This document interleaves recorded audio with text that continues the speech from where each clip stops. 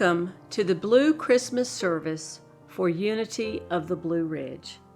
Thank you very much for joining us tonight in this sacred service of solace. Sometimes it seems that all those around us are giddy with seasonal happiness during this time of year, when some of us have contradictory or blue feelings. We welcome you as we explore sad feelings, look at those things that have helped in the past, and look forward to ways that we can heal.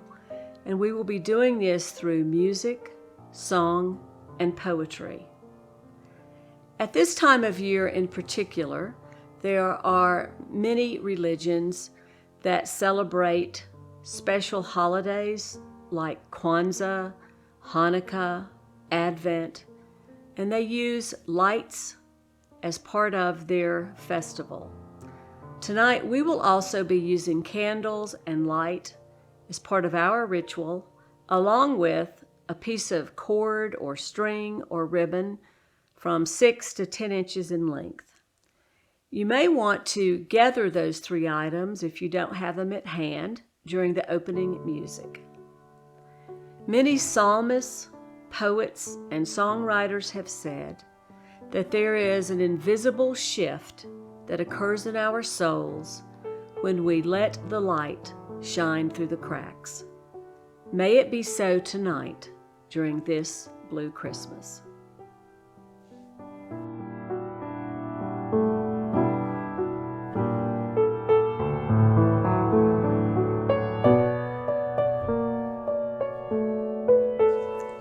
Let us start with the prayer.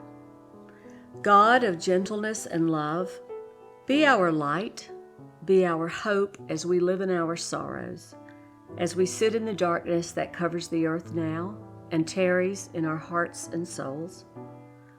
O God of light, light our paths with hope and goodwill as we make our way in this world.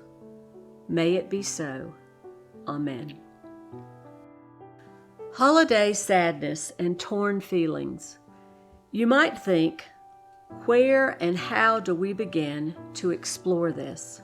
The late Celtic poet, author, and theologian John O'Donohue wrote, "The beginning often holds the clue to everything that follows.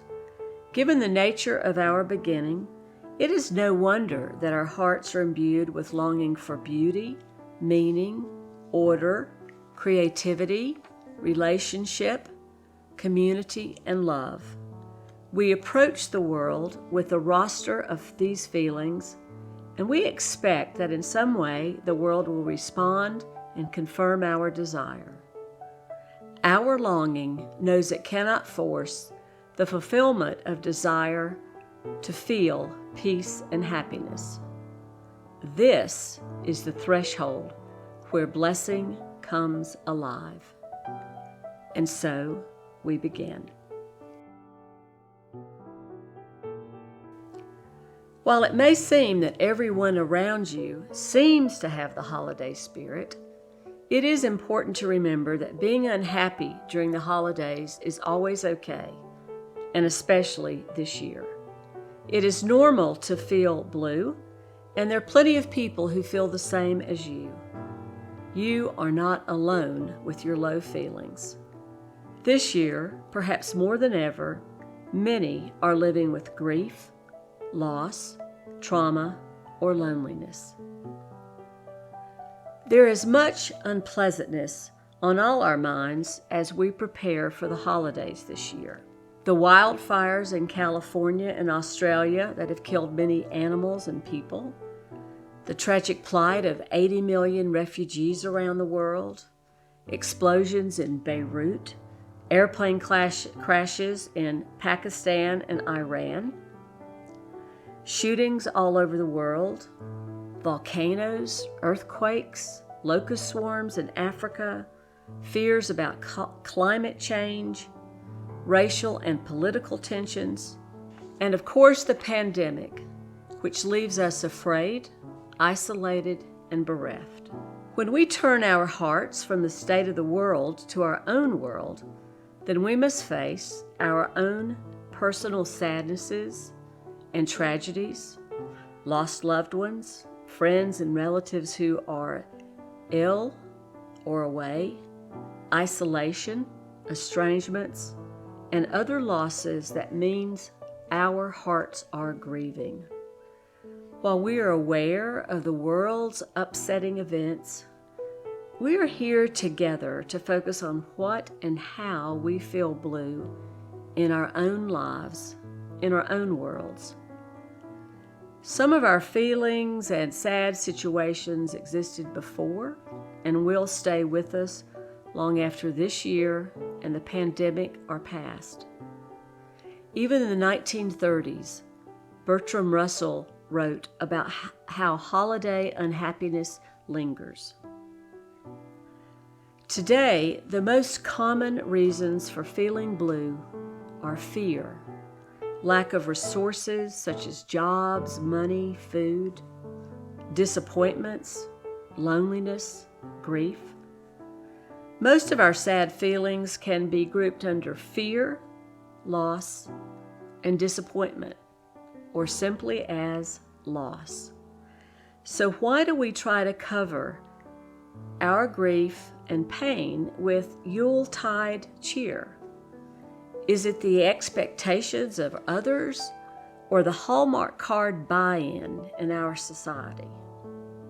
We do not have to cover our thoughts and sadness tonight. Even the traditional Christmas song, "It Came Upon a Midnight Clear's" third verse tells us that humans have always struggled.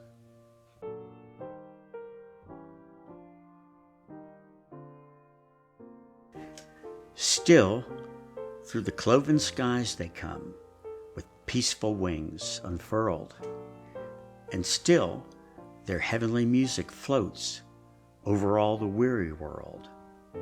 Above its sad and lowly plains, they bend on hovering wing, and ever over its babble sounds the blessed angels sing.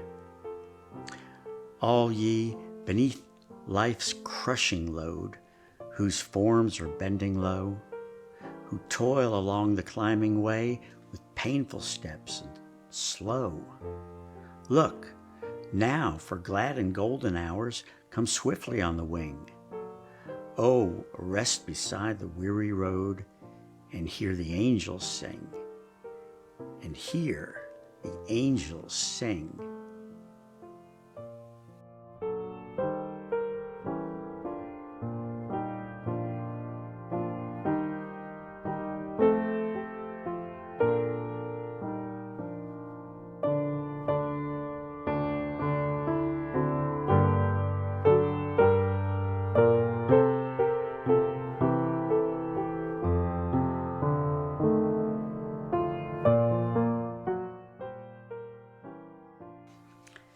In Africa, there is a greeting that translates as, "I see you," to fully acknowledge the other. Now is the time to say, "I see you," to the blueness that you feel tonight. As you listen to music now, think about your sadness and what may be the source of feeling blue. Perhaps you can name it specifically, or perhaps you simply use words such as loss, disappointment, grief, or loneliness. Either aloud or silently, this is the time to name your loss and your pain as you light the first of your candles. Compassionately identify your blueness and then invite the feelings in.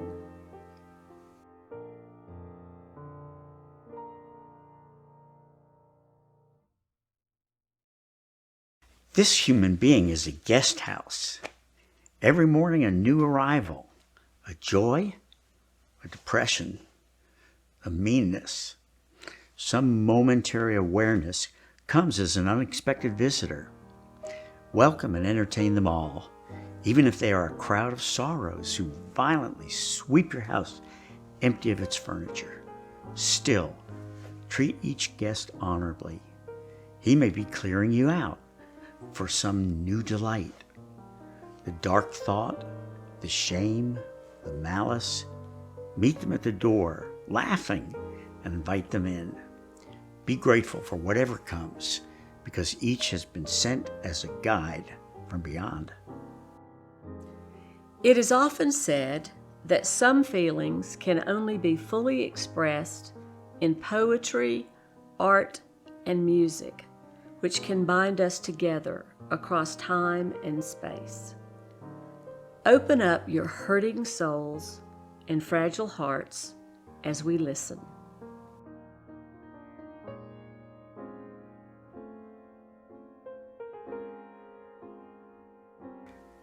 You have known loneliness. I too have known what it is to feel misunderstood, rejected, and certainly not at all beautiful. Mother Earth, your comfort is great. Your arms never withhold. It has saved my life to know this. Your rivers flowing, your roses opening in the morning. Oh, motions of tenderness.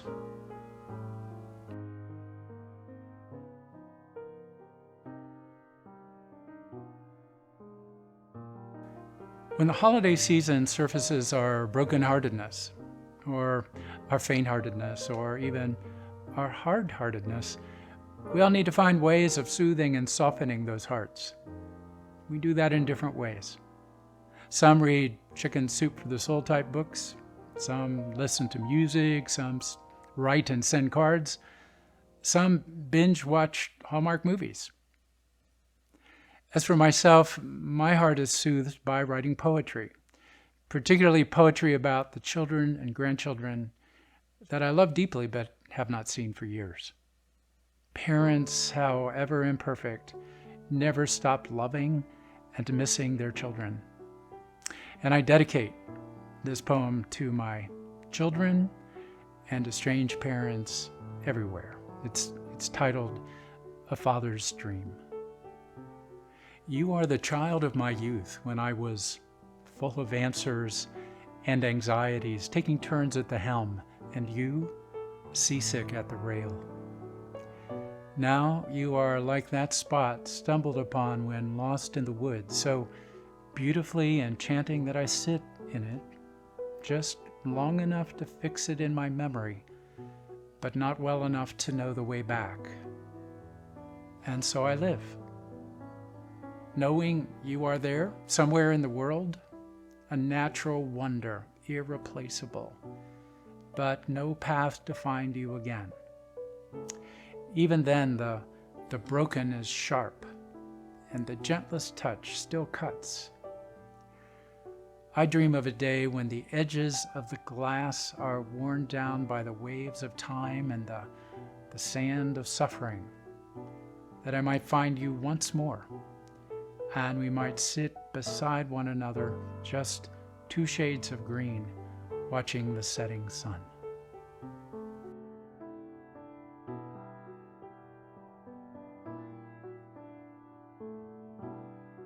Grief is all around us now, especially this year.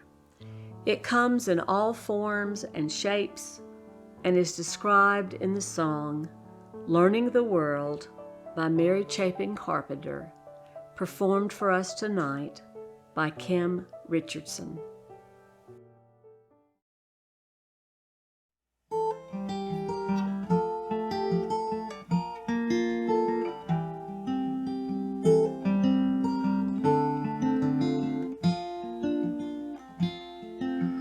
Grief rides quietly on the passenger side, unwanted company for the long, long drive. It turns down the quiet songs and turns up the din.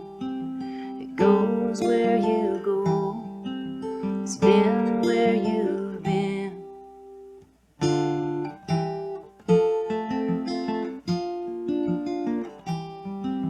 And pushing your empty car mile after mile leaves you weeping in the wilderness of the supermarket aisle. In a late night kitchen light, it sits in a chair, watching you pretend that it's not really there, but it is.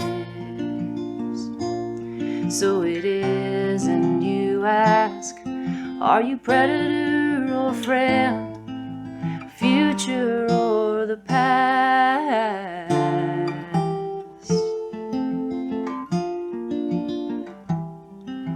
It hands you your overcoat and opens the door. You are learning the world again, just as before. But the first time was childhood, and now you are grown, broken wide open, cut to the bone.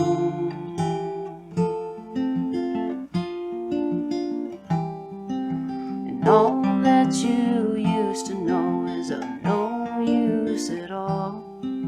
The same eyes you've always had have you walking into walls, and the same heart can't understand why it's so hard to feel what used to be true, what's now so unreal, but it is. So it is, and you say, I wish I were the wind so that I could blow away.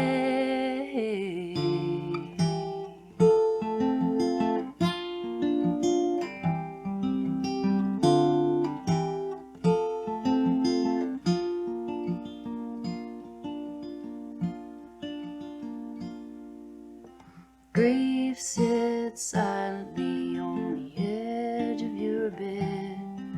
It's closing your eyes and it's stroking your head. The dear old companion is taking up air, watching you pretend that it's not really there.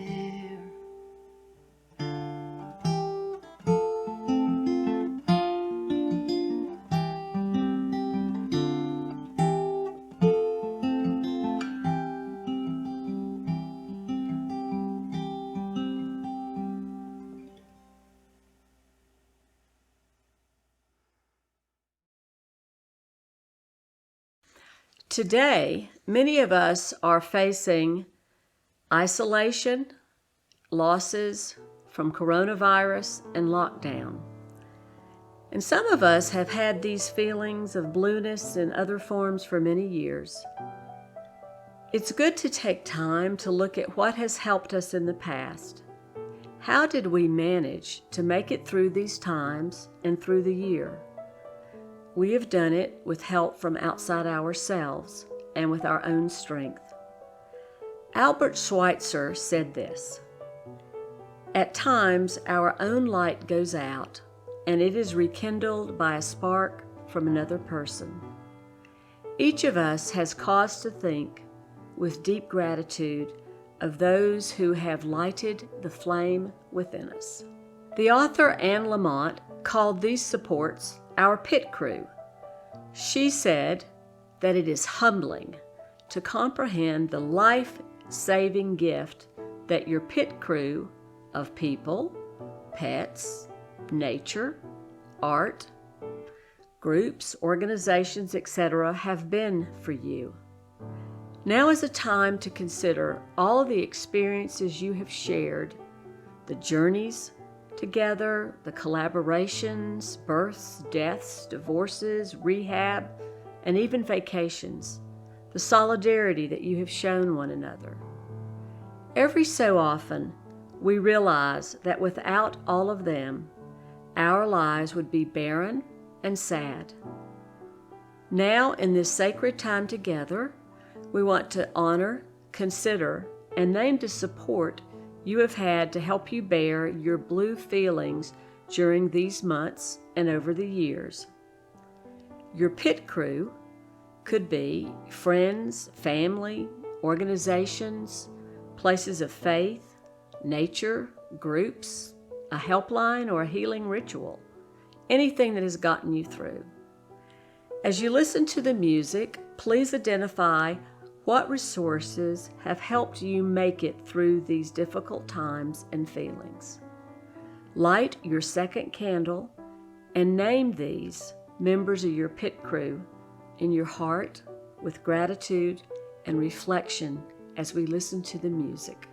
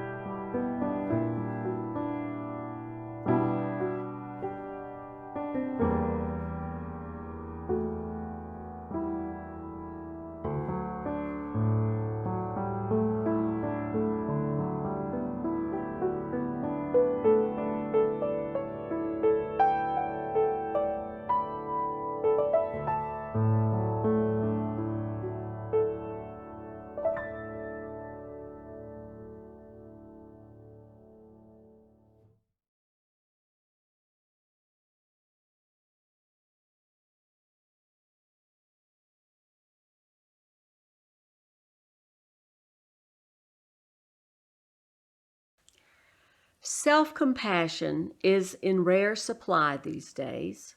It is often confused with other things and overlooked, most of all, by us.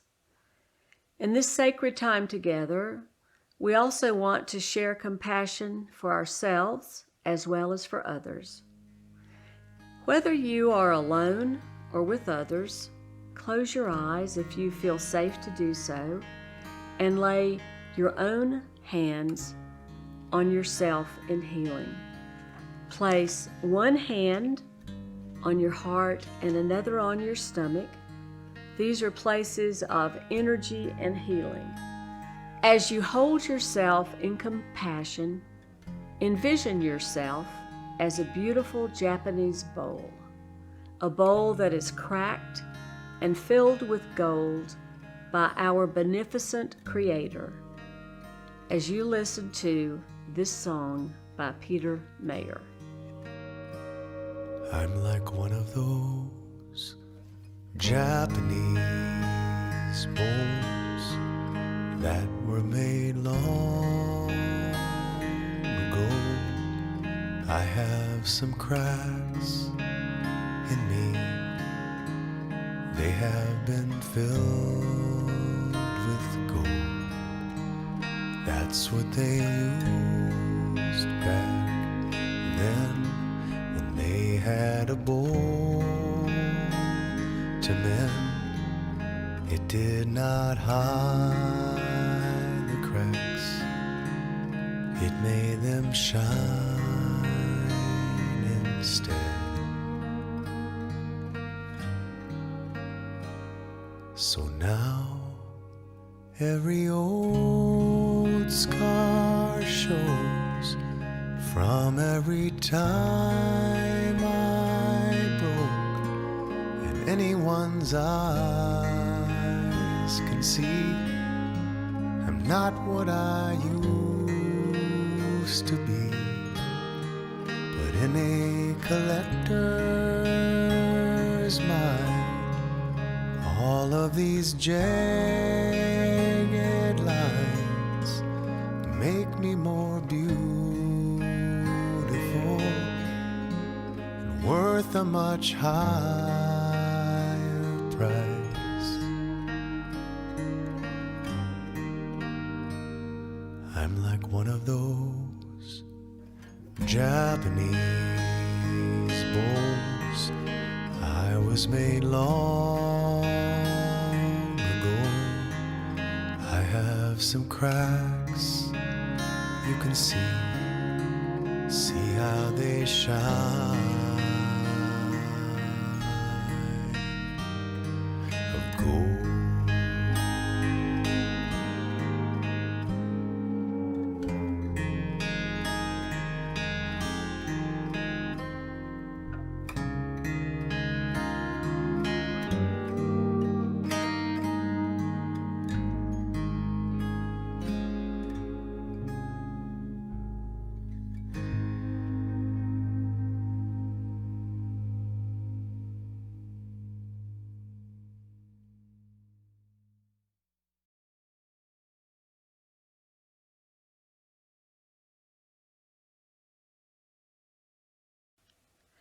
This time of year is often marked with Hanukkah, Kwanzaa, and Christmas gifts, and we too have gifts to share with each other tonight.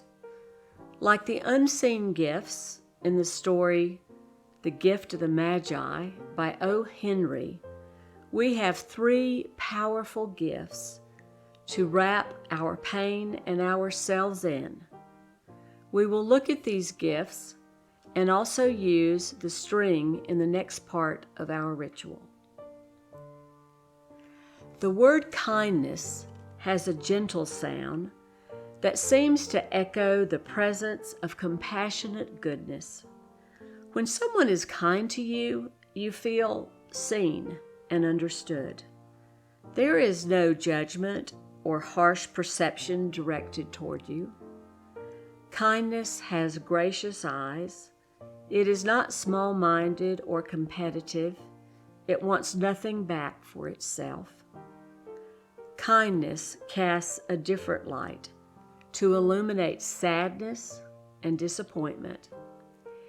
If we do not feel that some ultimate kindness holds sway, we would feel like outsiders confronted on every side by a world which we could make no real bridges. The late John O'Donohue reminds us, despite all the darkness, human hope is based on the instinct that at the deepest level of reality, some intimate kindness holds sway. This is the heart of blessing. It is the gift, the first gift. As we listen to the music and poetry, please tie the first knot in your string anywhere to represent the gift of kindness.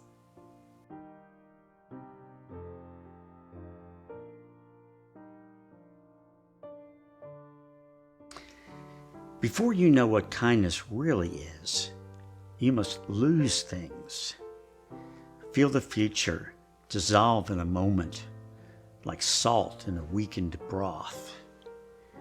What you held in your hand, what you counted and carefully saved, all this must go, so you know how desolate the landscape can be between the regions of kindness. Before you know kindness as the deepest thing inside, you must know sorrow as the other deepest thing. You must wake up with sorrow. You must speak to it till your voice catches the thread of all sorrows and you see the size of the cloth. Then it is only kindness that makes sense anymore. Only kindness that ties your shoes and sends you out into the day to gaze at bread. Only kindness that raises its head from the crowd of the world to say, "It is I you have been looking for," and then goes with you everywhere, like a shadow or friend.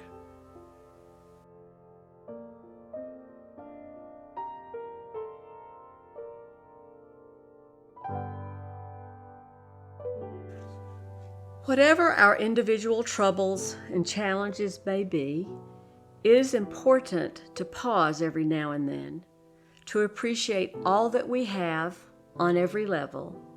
We literally need to count our blessings, to give thanks for them, and to allow ourselves to enjoy them and relish the experience of prosperity that we already have. Author and professor Brené Brown said, "Even when we are sad and blue and lonely and lost, to become fully human means turning to our gratitude for being alive in some concrete common good. It means growing gentler toward human weakness.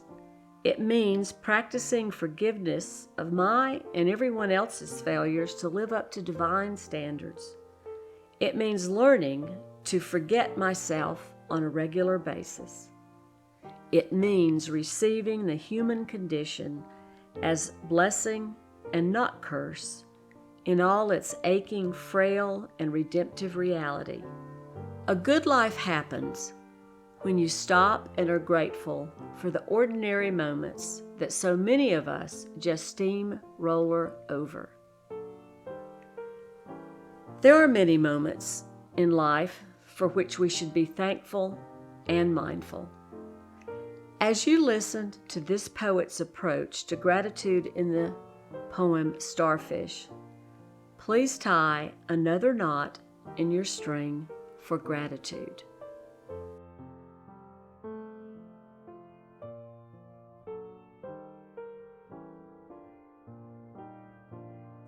This is what life does.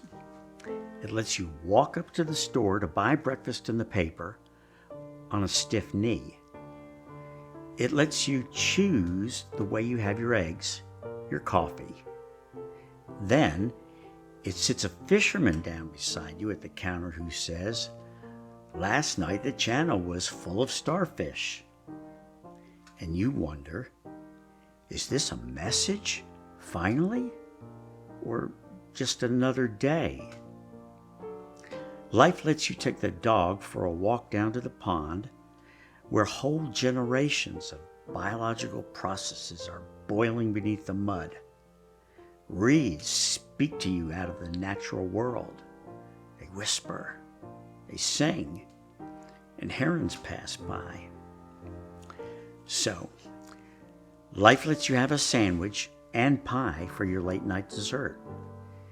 And then life sends you back to bed to dreamland, where outside the starfish drift through the channel with smiles on their starry faces as they head out to the deep water, to the far and boundless sea.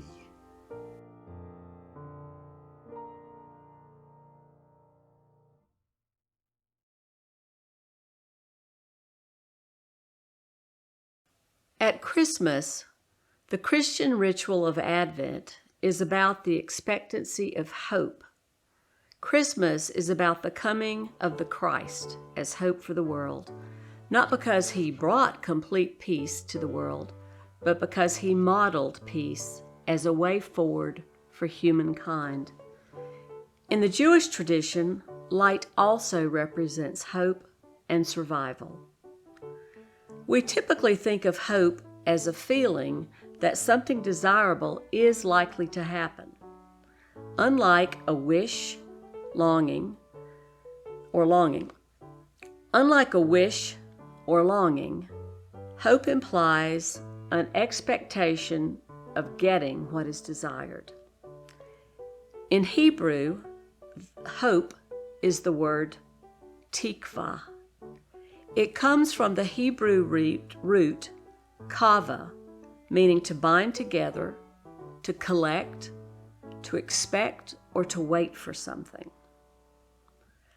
While the word hope in English is abstract, hope in Hebrew provides a strong visual as a cord. The word tikva is found first in the Old Testament in Joshua 2 in Rahab's red cord that saves her life and the lives of her family members from destruction in the Battle of Jericho. For Rahab, hope was literally a cord of salvation. A rope, thread, or cord can not only be seen by the eyes, but it is something that one can grasp hold of with our hands. In other words, hope is something real enough that we can cling to it. Hope is not something out of our reach. Perhaps alongside our sadness, we can hold on to this literal definition of hope and encouragement as a string or a cord or a ribbon today. And we will tie a third knot for hope in our string as the third gift. Now we have our cord or string with 3 knots in it, one for kindness, one for gratitude, and one for hope. You may want to use this as a bookmark or tie the cord around your wrist as a reminder, or put it in your windowsill or on your kitchen counter where you will see it often, to remind you that even in our bluest, saddest moments, these gifts are here for us.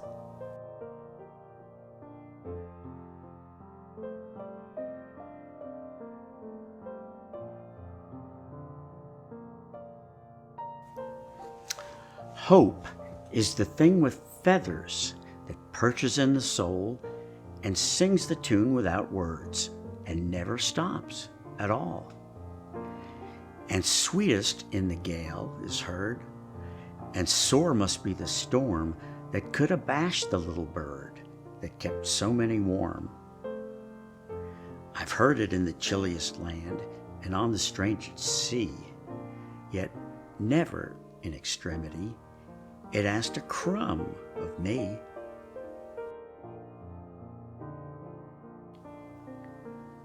I wonder, what does your cord of hope need to look like this holiday season in order to hold your sadness safely? Perhaps, like me, you need to be reminded that God ultimately shows connection to us by coming to earth in many forms, perhaps as a baby, a friend, an encouraging word, a gift, or simply enough energy to get through. It is our deep wish that you will connect to your authentic feelings during this holiday season, and that you will embrace these feelings as well as what has helped you in the past, what has held you in good stead to get you through. And as you journey through these days ahead, may you look at your candles and your knotted string and remember the unseen gifts of the Magi. They are here for you: kindness, gratitude, and hope. Thank you for joining us tonight. Thank you for the honor of bringing your sad blue feelings together with us. It is our hope that you have found peace and a way forward. And let us all remember that it is a mystery to hold both joy and sadness together. And it is within wholeheartedness that mystery, joy, and sadness may coexist. And it's within the connection and the divinity of a loving God that connects us all. May we all lean on our God of love, who knows our sorrows, as well as gives us gifts of kindness, gratitude, and hope. May all that is unforgiven in you be released. May your fears yield their deepest tranquilities. May all that is unloved in you blossom into a future graced with love. May it be so. Amen.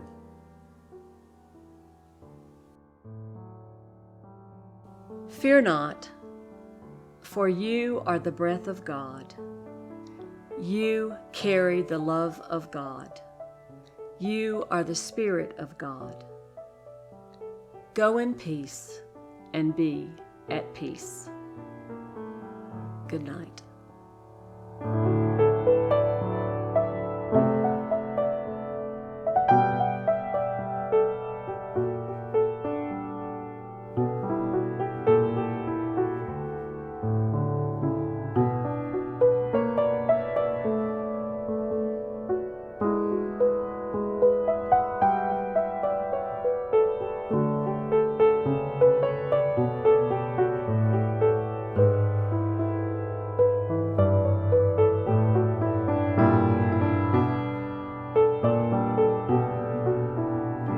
Feliz Navidad, Happy Hanukkah, Namaste, yay Capricorns. Blessings on you however you choose to deepen your spiritual life in this holiday season, and to be reminded that you matter and that you are loved.